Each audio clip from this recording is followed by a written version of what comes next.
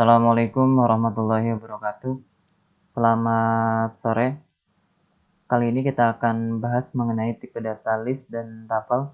Jadi sebetulnya tipe data list ini sudah pernah kita bahas, namun tidak secara terperinci. Kali ini kita akan bahas lebih detail lagi mengenai tipe data list. Nah, list adalah tipe data yang berisi satu atau beberapa nilai di dalamnya.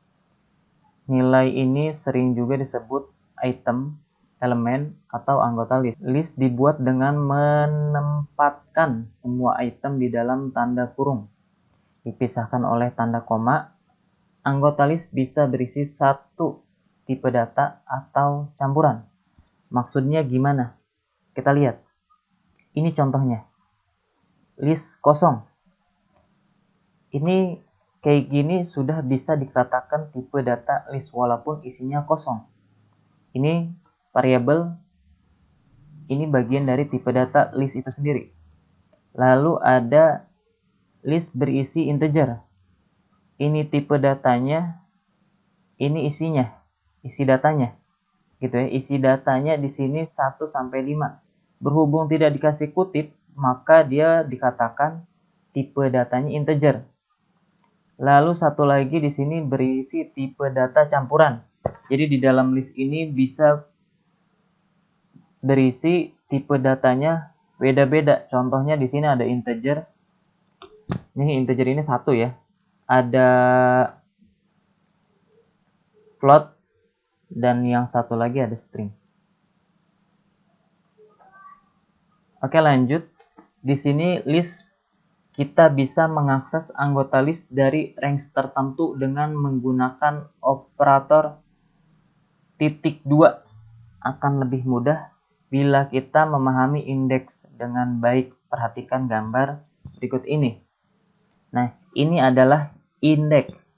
Jadi 10 huruf yang ada di kotak ini, Python Indo, itu adalah indeks. Indeksnya itu dimulai dari angka 0. Jadi ini bisa dikatakan indeks ya. Indeks itu dimulai dari angka 0. Angka 0 sampai seterusnya. Jadi bukan dimulai dari angka 1, tapi indeks itu dimulai dari angka 0. Contoh, kita mau manggil P-nya aja, berarti pas begitu print, bukan lagi memanggil tipe data, tapi langsung indeksnya. Gitu ya. Kalau seandainya kita butuh indeksnya 0 dan 9, berarti tinggal disesuaikan aja. Kita butuh indeksnya semua, berarti tinggal disesuaikan. Nah, ini kerennya Python, dia bisa memanggil indeks dari sisi positif dan sisi negatif. Sisi positif itu yang paling atas, mulainya dari 0 sampai 9. Tapi sisi negatif itu dimulai dari minus terakhir. Dari minus terakhir. Contohnya minus terakhir di sini adalah 10 dan akhirnya adalah minus 1. Jadi terserah nih mau ngambilnya dari sisi positif atau negatif. Bebas. Nah, menambahkan anggota list fungsi. Jadi gini, list ini sebetulnya fungsinya ada banyak, tapi yang akan kita bahas di project kali ini hanya satu fungsi list itu sendiri. Yang pertama di sini ada append, berguna untuk menambahkan anggota ke dalam list. Gimana maksudnya? Nanti kita lihat. Ada lagi satu metode yaitu extend untuk menambahkan anggota list ke dalam list itu sendiri. Nah, ini kalau teman-teman lihat, ini variabel ganjil, ini isinya integer ya, ini isinya. Nah, kita mau menambahkan angka 9 biar ada di samping 7, maka kita gunakan fungsi append. Maka dia akan bertambah jadi kayak gini nih. Pemanggilan printnya sama aja. Ini hasilnya. Kan kodenya sampai sini nih. Nah, ini hasilnya. Jadi 9 itu akan bertambah. Kalau mau nambah jadi 10, tinggal tambahin aja. Append-nya satu lagi jadi 10. Mau diganti jadi extend, sama aja. Tapi cara penulisannya nanti di dalam kurung ini ada kurung yang ini. Gitu ya. Kita akan langsung praktekkan secara lebih terperincinya dan tentunya menggunakan tipe data list itu sendiri. Sama nanti kita tambahkan seleksi kondisi. saya akan menggunakan project yang pernah kalian buat, tapi sebelumnya teman-teman harus paham dan harus tahu cara pemanggilan atau cara proses yang ada di dalam program. Kemarin ada yang bingung cara menyelesaikan soal. Soalnya, nah ini soalnya cuma kayak gini aja dan ini tampilan. Tapi bingung cara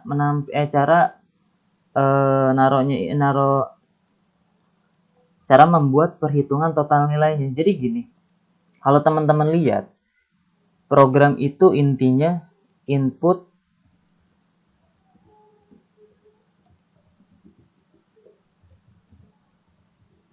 Nah, ini inti dari sebuah program. Yang penting ada input, proses, sama output. Perhitungan tadi termasuknya di dalam sebuah proses. Jadi, kalau codingnya ditaruh di mana, setelah input dan output, maka di tengah-tengah itu ada yang namanya proses. Jadi nggak usah bingung. Lihat aja yang dibutuhinnya tuh apa. Inputan, perhitungan, atau seleksi kondisi, atau hasil. Kalau inputan berarti adanya di paling atas. Baru proses. Dan terakhir adalah output. Jadi perhitungan ataupun seleksi kondisi itu bisa ditaruh di dalam proses. Lanjut ya. Kita akan langsung buka Visual Studio. Kebetulan saya udah buat nih. Oke, teman-teman silahkan langsung buka Visual Studio-nya. Kebetulan saya sudah menuliskan kode programnya ya. Jadi teman-teman bisa langsung ikutin atau hanya memperhatikan boleh. Kalau teman-teman lihat di sini saya punya tipe data, saya punya variabel namanya buah. Nggak nyambung ya, isinya abjad tapi isinya buah, tapi nggak masalah. Ini kan hanya tipe data. Artinya teman-teman bebas nulis apa aja di sini tipe datanya asalkan sesuai dengan syarat dan ketentuan. Ini syarat dan ketentuan berlaku. Jadi tidak hanya bebas ya. Ini tipe datanya buah di sini A, B, dan saya tambahkan nih satu lagi pakai fungsi append di sini tambah jadi C. Tapi hasilnya kayak gini, itu baru saya rubah tadi. Nah, hasilnya kayak gini ya. Kalau saya mau tambahin satu lagi, sini saya ganti jadi D, dia akan bertambah. Nah, ini fungsi append itu sendiri. Ya, kalau seandainya ini isinya kosong bisa nggak? Bisa kan tadi ada ya. Tadi sebelumnya ada tipe data yang isinya kosong kayak gini, tapi nanti yang dicetak cuma C dan D. Nah, itu ya. Oke, kita lanjutkan.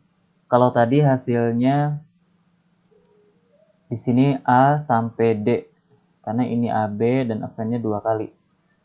Kalau seandainya kita mau menggunakan indeks, tadi ingat ya, indeks itu dimulai dari 0. Artinya ini A ini indeks ke 0, ke 1, kedua, dan ketiga sesuai dengan urutan. Ya. Cara pemanggilannya gimana? Cara pemanggilannya sama aja, cukup ditambahkan dengan ini. Contoh 1, indeks pertama berarti yang B ya, karena A itu adalah indeks ke 0. Maka yang ditempelkan adalah B. Kalau seandainya indeks ke 3, indeks ketiga D. Gitu ya. Sampai sini saya rasa teman-teman paham lah cara menggunakan append di dalam list. Jadi fungsi append ini penting banget. Oke, kita akan bahas atau kita akan tambahkan beberapa fungsi di tugas yang kemarin. Ini saya gunakan tugas yang kemarin, jadi teman-teman tidak perlu menghapus ini.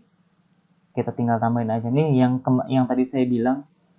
Ingat, ini inputnya, ini prosesnya, dan ini outputnya.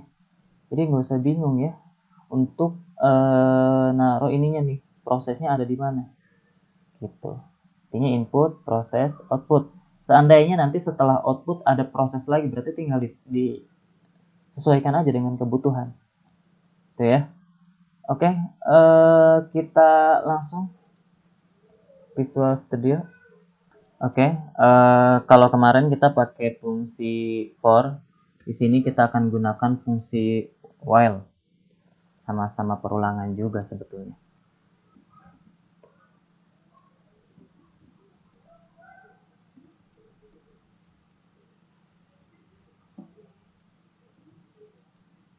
Nah, ini kita udah mulai menggunakan fungsi list.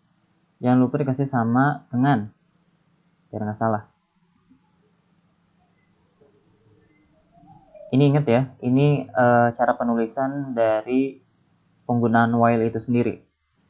Jadi kita punya variabel i itu punya nilai 0. Jadi nilai pertama i itu adalah 0. Jadi i ini ya, i ini nilai awalnya 0, i lebih kurang dari sama dengan ulang tipe data yang ini.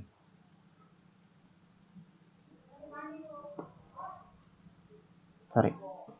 Ini kalian lihat, ini jangan sampai salah ya. Jangan sampai salah. Kalau kalian lihat, ini kalau di enter dia ada di bawah while langsung. Kalau seandainya kita kasih titik 2, ini aturan yang benar ya. Dia adanya di bawah while tapi adanya di di antara L sama E. Ini yang benarnya karena dia sensitif banget kalau seandainya kita salah ketik.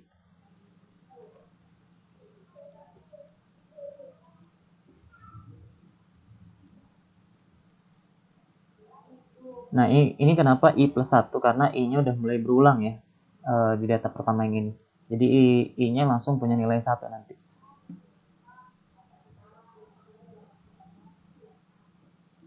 Nah, sekarang langsung kita menggunakan fungsi append. Karena nim-nya itu adalah kosong. Nggak ada isinya, maka mau kita isi pakai inputan yang ini. Nim itu kan tipe datanya string ya, jadi tidak perlu kita kasih tipe data langsung aja karena pada dasarnya si Python ini sendiri membacanya adalah string.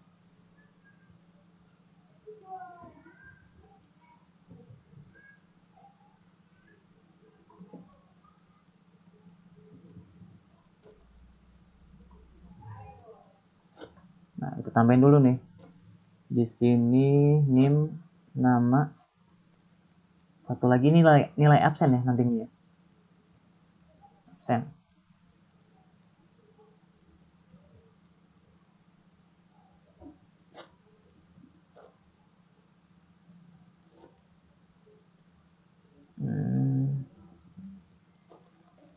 Oke, ini selesai, tinggal ganti ininya aja.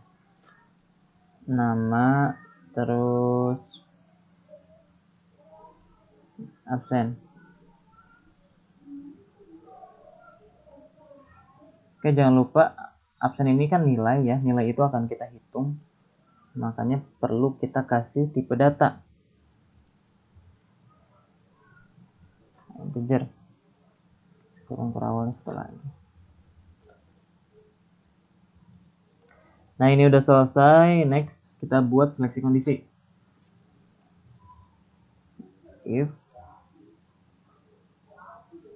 If-nya if apa nih? If absen ya.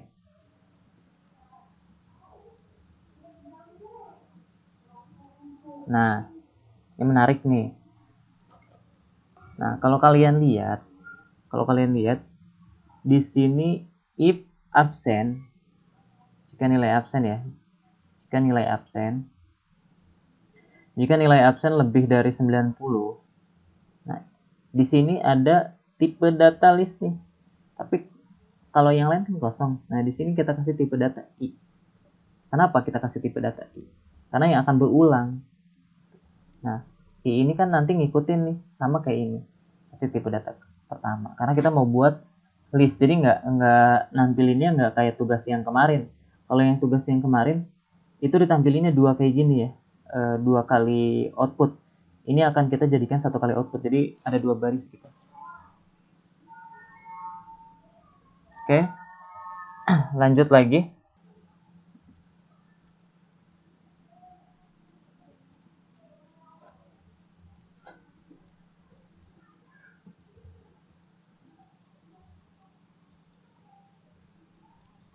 Saya hanya buat dua hanya buat satu seleksi kondisi ya, jadi nanti teman-teman tinggal lanjutin aja. Ingat ini kondisi terakhir, artinya selain daripada 90 ke atas maka dia tidak lulus. Parah banget ya, selain daripada 90 tidak lulus. Nah gini cara nulisnya, ini bagian dari proses ya, ini bagian dari proses.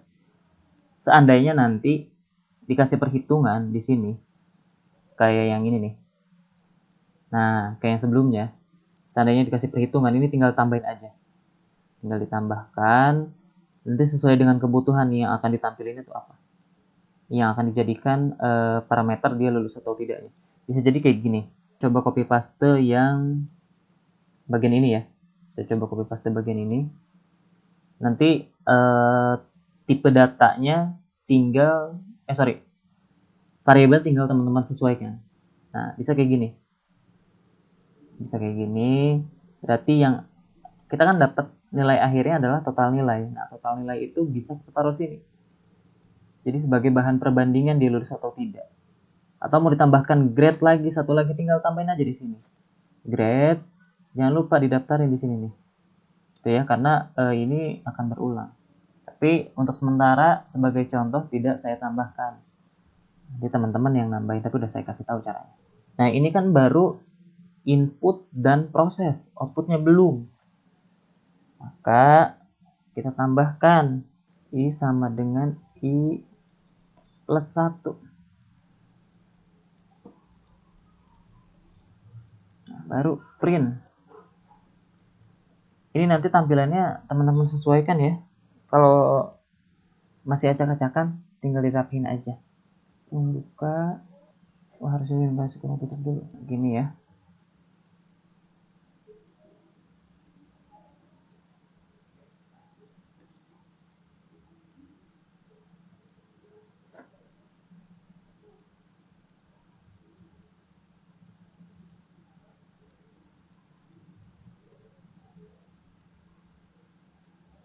Ini biar rapi aja ya.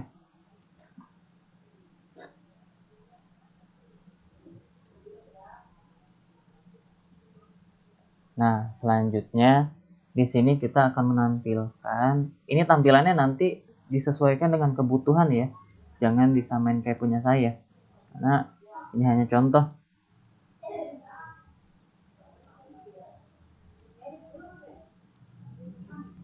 Ini nama, satu lagi absen ya.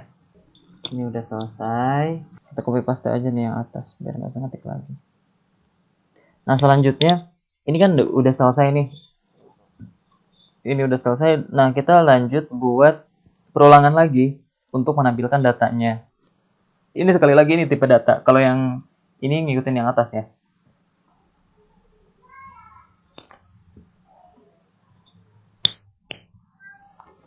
Ini untuk menampilkan datanya.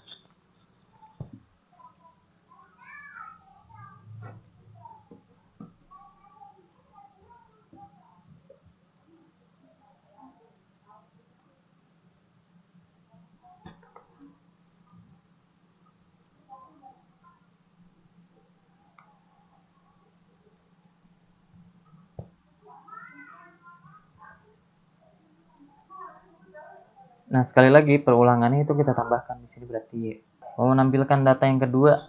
Kan tadi ada NIM, ada nama sama, ini kita tinggal ganti jadi nama. Ini absen. Ini baru menampilkan hasil inputan. Nah, keterangan lulusnya belum kita tampilkan, nanti tinggal teman-teman tambahkan aja di sana. Oke, ini selesai. Coba sekarang kita running, benar apa salah? Nah, jangan lupa ditambahkan ini ya, karena bentuk umum juga modelnya kayak gitu. Oke, kira-kira benar atau salah? Kita coba aja running dulu. Nah, ini banyak datanya yang mau kita inputkan, ada berapa? Ada 2 contohnya. Nah, masukkan min 12, 7, 8, 9, 22. Masukkan nama, misalkan di sini namanya Fahri tadi ya. Masukkan absen Anda, nilai absennya 90. Oh, ternyata di sini ada kesalahan. Kesalahan yang kita lihat nanti ada di bagian yang mana. Tapi teman-teman nggak usah panik dulu karena kesalahan di Python itu biasanya dikarenakan gara-gara spasi ya. Jadi nanti tinggal disesuaikan aja. Oke, kita cek baik-baik di sini apa yang salah dan apa yang kurang. Yang pertama, if-nya tuh absen ya. Sementara ini absen dulu. Bukan total nilai karena belum kita masukin sebetulnya. Yang pertama sama ini nih. Ini harus lebih menjorok ke dalam ya. Kayak gini.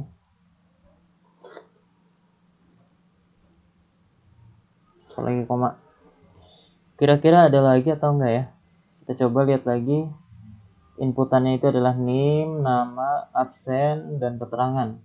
NIM, nama, absen, keterangannya. Selanjutnya ini di akhirnya. Kayaknya udah semua ya. Ini kita panggil semua nih inputnya, outputnya NIM, nama, sama absen. Kayaknya cuma itu aja. Kita coba.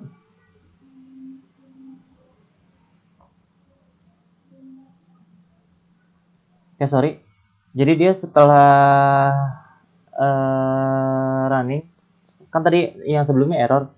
Jadi dia masih proses looping yang sebelumnya. Jadi masih kayak gini nih. Ini artinya masih proses, makanya di sini langsung dia minta NIM. Coba aja kita ngasal dulu. Nah, ini kan berakhir tuh. Nah, berhubung ini lama, jadi teman-teman biar cepetnya gini aja. Kita buka Windows baru.